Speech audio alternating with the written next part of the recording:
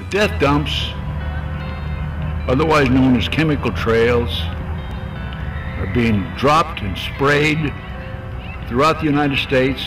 Birds are dying around the world. Fish are dying by the hundreds of thousands around the world. This is genocide. This is poison. Must be stopped. Okay, yeah. Just a question to you. Hello. Hi. Do you speak English? Sure, what do you need?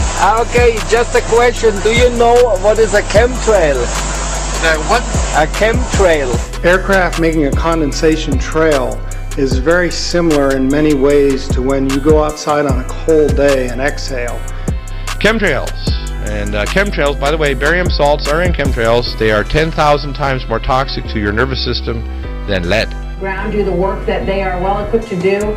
You know, it's an obvious man-made, I mean not man-made, natural thing. And now we're learning that scientists and researchers are looking at how to change the weather on purpose. That's right, lasers now could one day manipulate rain and lightning. CBS This Morning contributor Michio Kaku is a physics professor at City College of New York. Professor? Our next guest is the former Vice President of the United States. Please welcome Vice President Al Gore. And what are you, well, first of all, let me ask you this question, because there's a rumor, I don't know if this is true or not, that some scientists are trying to figure out a way to block the sun. The other thing is horrifying. It is that you could actually spray sulfuric acid in the stratosphere 20 kilometers over our head and use that to stop the planet warming up. And Another example is the array of technologies, often referred to collectively as geoengineering, that potentially could help reverse the warming effects of global climate change.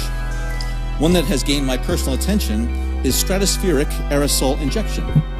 And I'm on my own channel right here, and I'm showing you a video I put up back in March. Do you remember this? It was the patent for the NASA STAR program, where they were building, along with Bausch and Lomb, they were building a sun simulator. I do know what a chemtrail is. Yeah, and is it true? Well, there's a big debate. Yeah. Are you filming me? Maybe. You create a condensation trail. That little cloud is a condensation trail. Now, if you take a 2-mile walk on a cold day, and you can turn around and you can see your condensation trail tracking all the way back for 2 miles. That's how crazy it is to think that what we're looking in the sky is actually condensation trails. They contain mycobacteria, viruses, Pseudomonas florensis, bacteria, human plasma. Wonder what human plasma is doing in chemtrails. And this is not by conjecture. I did a lot of research before I'd ever say this. Or SAI, a method of seeding the stratosphere with particles that can help reflect the sun's heat in much the same way that volcanic eruptions do. An SAI program could limit global temperature increases, reducing some risks associated with higher temperatures and providing the world economy additional time to transition from fossil fuels. I mean, lasers? Really? To change the weather? That's right. Well, as Mark Twain once famously said, everyone complains about the weather, but no one ever does anything about it. Well, instead of doing a rain dance, we physicists are firing trillion-watt lasers into the sky. You put another kind of pollution, sulfur dioxide, up to orbit, cover the atmosphere. The sky won't be really blue in the way it is now anymore, but it would block out some of the sun's heat so that we wouldn't have to take the difficult steps to stop spewing all this global warming pollution into the atmosphere. Tech fix. You could spray something into the atmosphere to change. Spray pollution into the atmosphere to stop it warming. So in the end, pollution saved them all. We owe pollution, we owe acid rain an apology. People have to accompany SAI to address other climate change effects, such as ocean acidification, because SAI alone would not remove greenhouse gases from the atmosphere. On the geopolitical side, the technology's potential to alter weather patterns and benefit certain regions of the world at the expense of other regions could trigger sharp opposition by some nations. But these chemtrails are nasty. And there's 3 reasons for chemtrails. The first is and I talked to my NSA buddies at Fort Carson, Peterson Air Force Base, and Buckley, where I was actually their doctor taking care of the pilots flying and spraying the chemtrails. So I know it's real. If anybody says it's not real, they're full of it. Okay. No, but do you believe it? I don't know. Well, I don't have enough information for that. Okay. Yeah, but because I saw a lot of videos on the internet, and it really looks believable. Well, it's arguable both ways, I think. Yeah? Depends on which side you're on, but... Yeah. But what is your personal opinion of it? I think there's part of truth. Part of truth, yeah. Okay, because I'm a whistleblower. On the inside, it's not open for discussion.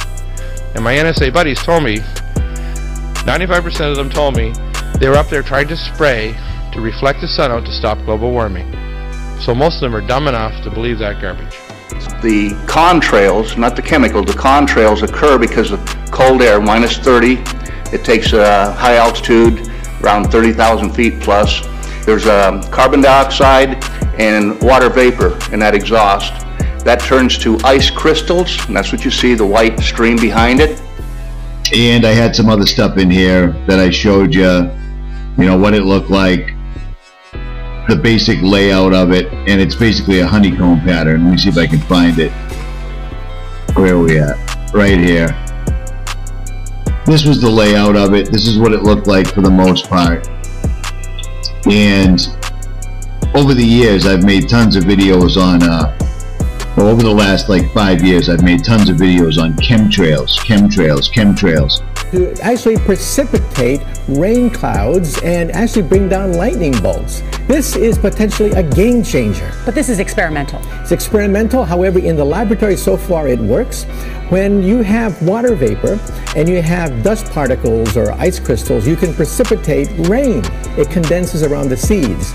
These seeds can also be created by laser beams. By firing trillion-watt lasers, we rip apart the electrons, creating what are called ions, and these ions act like seeds, like dust particles, bringing down rain and even lightning. You put, say, 20,000 tons of sulfuric acid into the stratosphere every year, and each year you have to put a little more, and this doesn't, in the long run, mean that you can forget about cutting emissions. We will need to rein in emissions. We'll get to it eventually, yeah. But it does. In the meantime, we're shrouding the earth in sulfuric acid.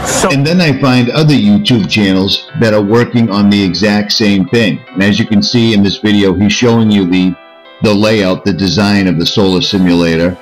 But he has got pictures of the sun, much like the ones we showed you back in March, but these are way better. Way better. You can tell that this is not legit. Look at the straight line of the flares coming off the sun, going straight up and straight down. What we're seeing now, and I first could not believe it, and I started looking at the skies, and these are not normal. They're not natural. There's something going on. I don't know who it is or why they're doing it. All I can testify is it's not natural and it's not normal. But we put 50 million tons of sulfuric acid in the air now as pollution, and it kills 1 million people a year worldwide. Okay, and that's good or bad? It's terrible.